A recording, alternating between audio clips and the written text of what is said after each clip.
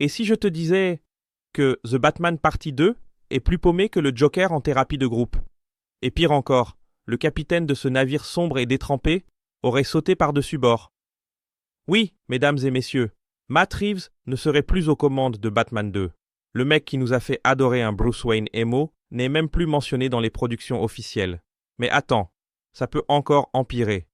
La production de The Batman Partie 2 est tellement repoussée qu'on pourrait l'appeler The Batman Partie Jamais. D'abord c'était septembre, puis octobre. Maintenant, mars 2026.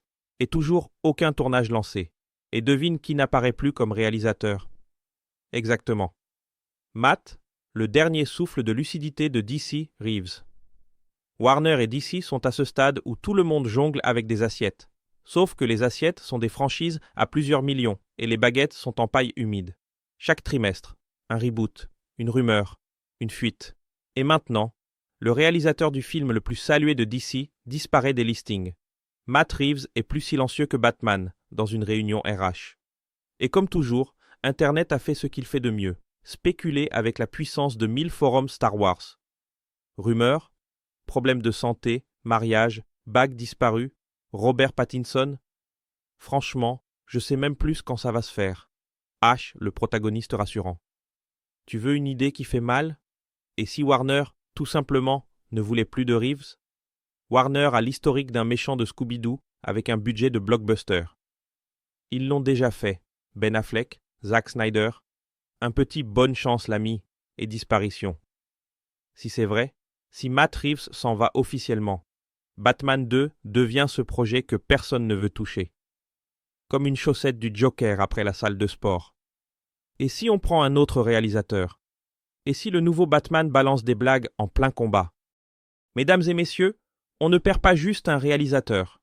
On perd le dernier espoir d'un Batman sérieux au cinéma. Parce que le chaos corporate de DC Studios est plus radioactif que Lex Luthor avec accès aux réunions Zoom de Warner. Voilà.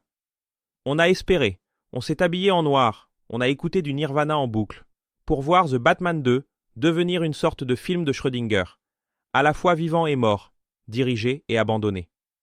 Et toi, t'attends encore un trailer? Frérot, s'ils annoncent juste le titre, c'est déjà une victoire. Maintenant, je veux ton avis. Matt Reeves est-il parti ou l'a-t-on poussé? DC peut-elle garder le ton noir sans lui? Ou faut-il déjà enterrer cette trilogie et se concentrer sur le reboot du reboot du reboot? Balance tes théories, insulte-moi avec des arguments, pars en complot Reddit style. Mais viens pas me dire « fais confiance à Warner ». C'est déjà une blague niveau Aquaman 2.